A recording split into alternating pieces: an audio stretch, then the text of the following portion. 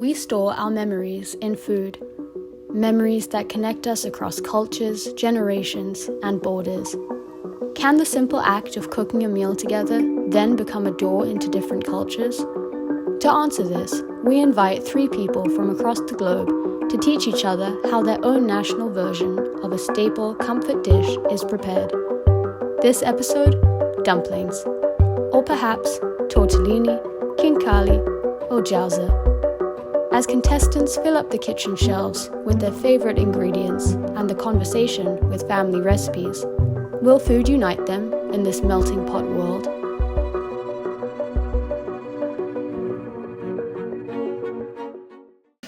Ready? 3, 2, 1. The connection between food and our cultures, respectively, all of them, is really, really major, because it's such a big part of not only cultural expression in general, but it gives access to sharing that culture with other people. And I mean, in my case, for example, I really enjoy cooking for people that I care about, that I love. Like, I'll always have my friends over, or I'll make it so that I can have my friends over as often as possible, and I'll make dishes. It doesn't necessarily have to be Georgian or French food, but as long as I'm cooking for them and we're all kind of gathered, like, I love that part of an evening where you're all gathered around a table and just talking and serving each other food and just passing dishes around. And food can definitely give you a closer maybe sense or a connection with your culture, that if you're abroad and you eat something that is part of your cuisine from your country, then it can make you maybe feel at home a little. So it is a great way to reconnect or have some connection with a place that is far away. yeah, something I really miss from home is my parents cooking. And just in general, the comfort of coming back home from school and like being able to just run to the kitchen, drop your backpack in the hallway, and just heat up some good food. Well, something I miss from home is definitely the food that my mom makes, because I cannot taste it here. It's not even about the quality, even though it's very good. It's more about the feeling at home, the connection, the passion in cooking that I could feel when I ate the food that my mom made for me and my little brother at home. My mom used to make tortellini for me when I would come back from like school when I was younger. I would always run back home and she would make the dish, and then I would go back to school and it would be my favorite dish. So I would regularly ask her to make it for me. When I was really small, I made khinkali, and we oftentimes made khinkali with my mom when we'd have like a big party of people come over at our place. We'd all kind of make it all together, and I remember at the time I was only doing the wrapping. Like, I didn't really make the dough or the filling, but I really enjoyed the wrapping, I remember, and I think I have a picture of me from that time, but I don't know if I still have it. Definitely my grandparents were a big influence, like regarding the food and making things from scratch, so I got a lot of inspiration from them. So I still carry on the traditions. I try to carry on the traditions and now. The more you can share, the more you can kind of give access to that part of your culture to other people who are interested in the culture of your country, the better. But yeah, now I try to like experiment with different type of cuisines. I like trying new things. I like trying Asian recipes, like Mexican recipes, South American recipes, anything. I'm just really like open to learning different things. Today I'm making khinkali. Today I will be making tortellini and I will fill them with spinach and ricotta filling. Today I'm making Chinese jianjiao. I'm super excited to share this dish with other people because I've never cooked specifically tortellini myself, so I think it's really cool that I have the possibility to do it with other people. It is an opportunity to share my own culture background, my own cuisine with others, which I would love to do. And I would also learn about other recipes from different cultures. This is my box. in this box, So here's my dear box. Firstly, I would like to start with this. It's called logama. It's basically a Chinese chili sauce. I think it's one of the best there is on the market. I think everyone should try it. We've got Svenetian salt. So this is kind of a spice that we can use on anything and everything. This is something that cannot miss in my kitchen, a little basil plant, because it's just not the same. If you don't have fresh basil, it is not going to taste the same. Then we have the rice cooker. I think this is the best Chinese invention in the recent years. It's like the modern invention of the wheel. We've got this horn that's basically that was gifted to me for my birth, and we basically drink wine out of this for big events like, I don't know, an 18th birthday. Then I have my very, very dear cookbook.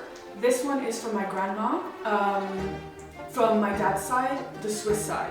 So his mother was Swiss and his father was Sicilian, and she was German Swiss. So this is why the cookbook is in German.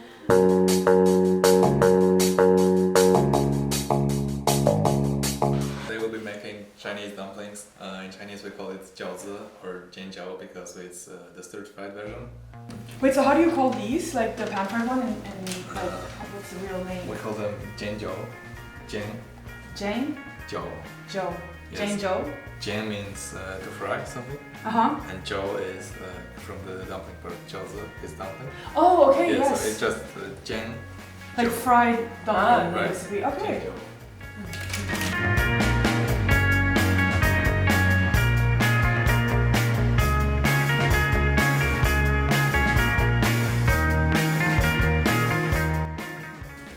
Oh, that smells so good. Right, it smells like home actually. It really The does. homemade. You want to smell it? Yeah. It smells so good. Oh wow, yeah, the sesame oil fucking pops off. The good God, this is heavy. Oh my The- god, what the hell is The that? flat part. Just Okay. This is terrifying. Hold on. you can try one of that. And so, how long have you been making? Like, are you really familiar with the recipe? Do you make it in like, big gatherings, or is it more of an everyday thing, or how do you approach it? I'm really not that familiar with the recipe, Okay. but my mom always makes it every week, like on a monthly basis, I think. Okay, so it's like a comfort Right, dish. so yeah.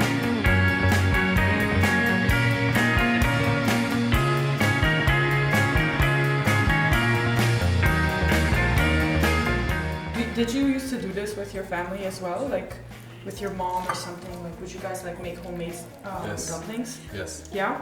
We So like still make it childhood- at home, but it's mostly my parents that do the work. Oh yeah. My grandparents, They make it it just themselves. passes down from generation to generation. Yeah. Wow, that's It looks That's not so bad. good! That's not nothing. that's fantastic. That's That looks so good. Yippee, we're done. great.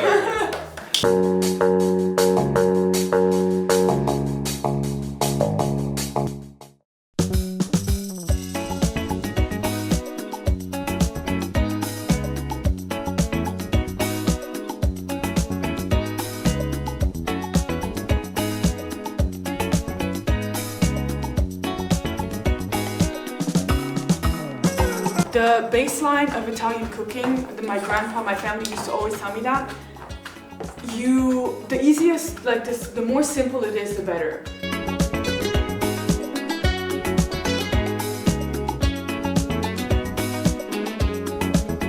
Food doesn't have to be crazy. You don't have to do crazy sauce. Like 3 ingredients are enough, and it's gonna taste good. I've never tried tortellini before actually. Like the pasta in itself. Right. You have it? Yeah. Okay, that's exciting. That's my first time. So That's I'm cool. really Super excited. nice. C'est vrai, j'ai promis, mais ce soir je ne viens pas. Le soleil, lui, il n'attend pas. Je suis là-bas, là-bas. It took me years to know, like, because my grandma was constantly showing me how to do the dough, and it's so hard. Like, genuinely, you have to sit there for like hours and just like do this over and over again. So I don't know. Like, they keep saying that Italian cuisine is simple, but if you actually start Like doing the everything from technique is scratch, something it's you very need to hard. get down. Yeah. Yeah. Bati, a esperança de encontrar.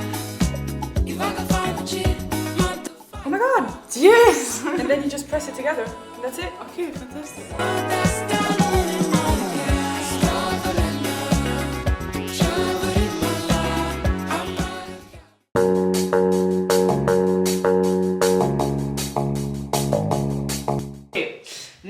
gonna be moving on to making khinkali, so which is the Georgian alternative of the dumpling.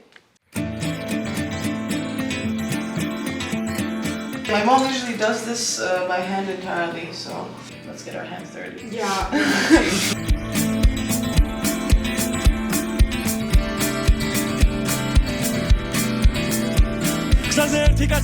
So when do you actually eat this? Like, is this something that you would make like for dinner or like how? You can, yeah, it's usually more of a dinner situation, but it's often very much a social thing where we kind of gather around khinkali as like, I don't know, multiple families will come together either for a birthday or just like a party.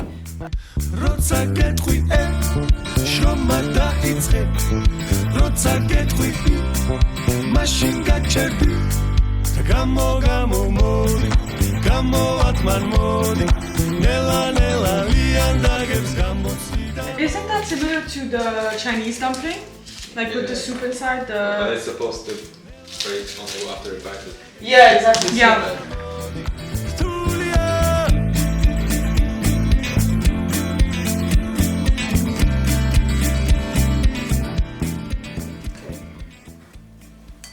This is the kind of process where like you really see the, you know, teamwork aspect, you know.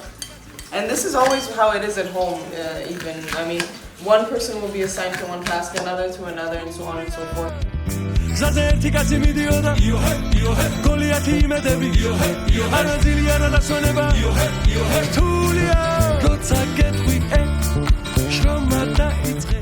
Here is you're gonna layer the dough like this. You see, like this, and you're gonna go all around, and this is it, like this. And you've got a khinkali. Oh my god, this is the first time I've made a khinkali in years.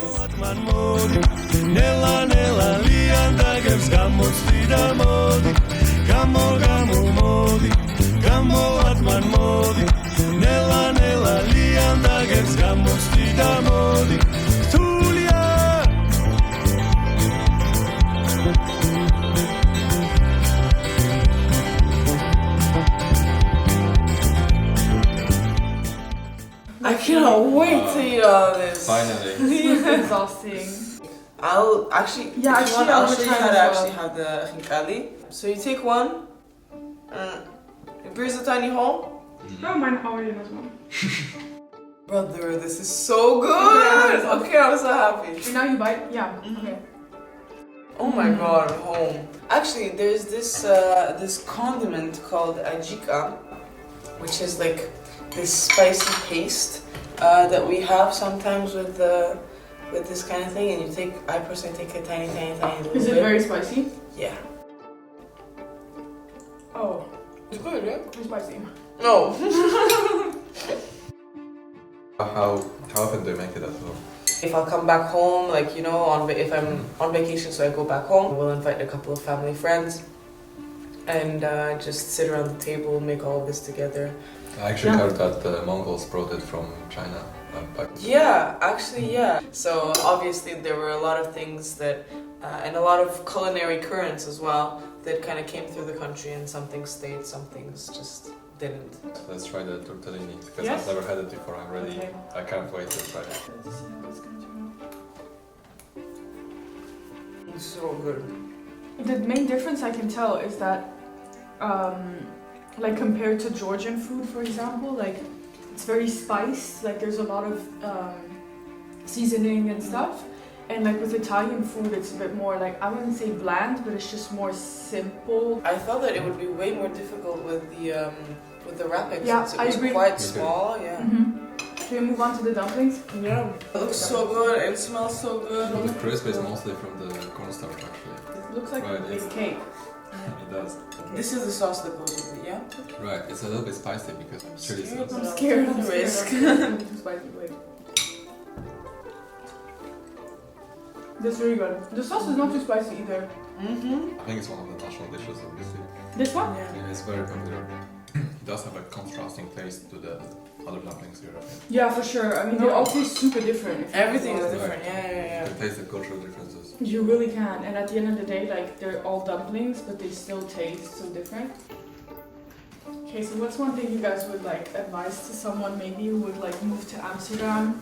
Like, what is something that people should think of or like have in mind when they're moving? I'd say just don't hesitate to come out of your shell. Mm. And don't hesitate to come out of your comfort zone, because as soon as you allow yourself to do that, then you're going to expose yourself to way more experiences and way more cultures. Try to surround yourself with as diversified as of a crowd as possible. I think that the world, especially Amsterdam, as where you moved here, is so globalized at this point that if you just let yourself get filled with the new people, new experiences, then it is really easy to find new people that you can encircle yourself with, that you can make friends, you can share your experiences, share your cultures.